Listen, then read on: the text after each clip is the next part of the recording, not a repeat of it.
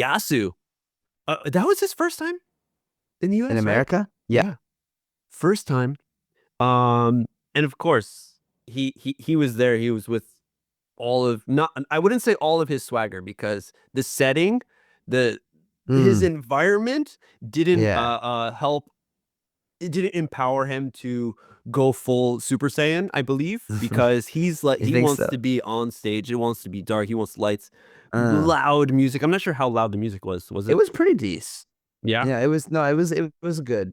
I think I'm pretty I sure with see all what the you're saying, carpeting and around though, there's probably I some see what you're dampening. saying, honestly. It was I think the dark, like the show light kind of thing is what you're talking about, right? Like a Spotlight. spotlight Yeah, kind of thing, yeah. which maybe would have been cool, but also makes it a lot harder to see and shit. Maybe for just Yasu.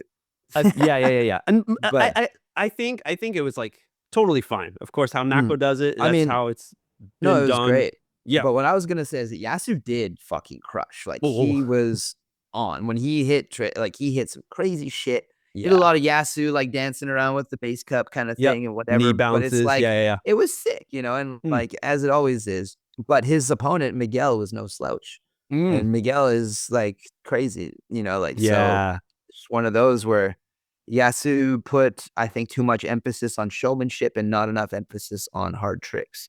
Because at the end of the day, that's what the judges are looking for. This isn't a dance competition, it's a kendama competition. And Yeah. I think he learned something about that at NAKO because he Yeah. was he was pretty bummed that he lost. He wanted to do more, like he came Ah, to like to show up and he didn't get the yeah. chance to like that's it, one and done, right?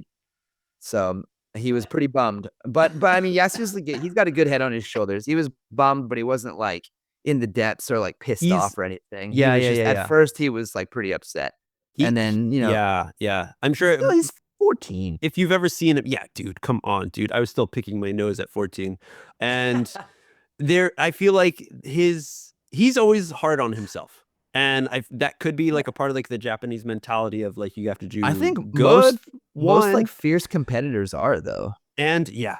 So when they do not do as well as they've expected themselves to Mm, do, it can mm. be a little difficult. But Well, even in smaller gyms, I'm sure you've seen with like the smaller like uh, freestyles that they throw here in Tokyo that you've been a uh-huh, part of, the uh-huh. ones that I've seen as well, where Yasu doesn't take it, I can see that he's like, oh, god damn, like, oh Yeah. man, like Yeah, he does, totally. he's like, oh okay, like I didn't do it.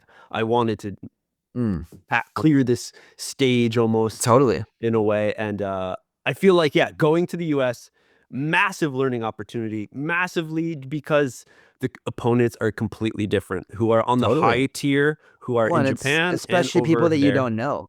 Like Yeah. I'm pretty sure he had never heard of Miguel before. Maybe he hadn't, I'm wrong, but Oh no. you know, Well, yeah. For the people, yeah.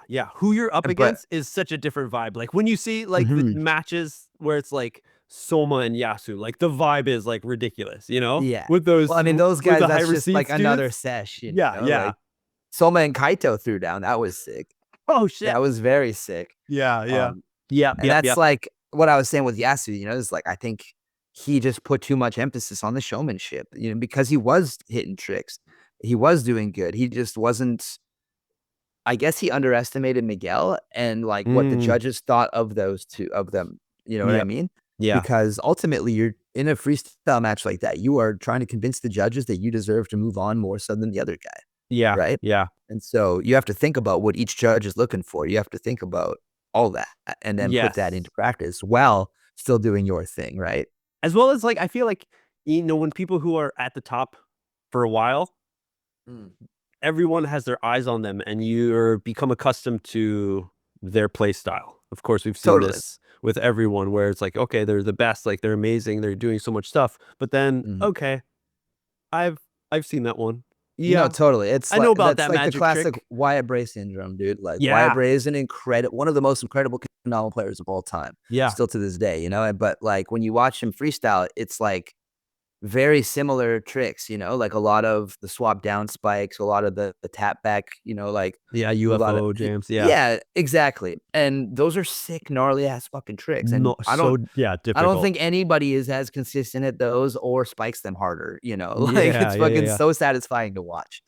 But he's someone that's like a prime example for that. And I think Yep. Yasu falls into that category as well. with yeah, the fact that he's doing the getting same there. triple juggles and like knee bounces and like that same kick move and Yep, shit. yep, And it's dope. And like I fully expect that he will keep doing those. But yep. I also expect him to start adding to his arsenal a little bit more He because needs, yeah, he's yeah. sick of losing, I think.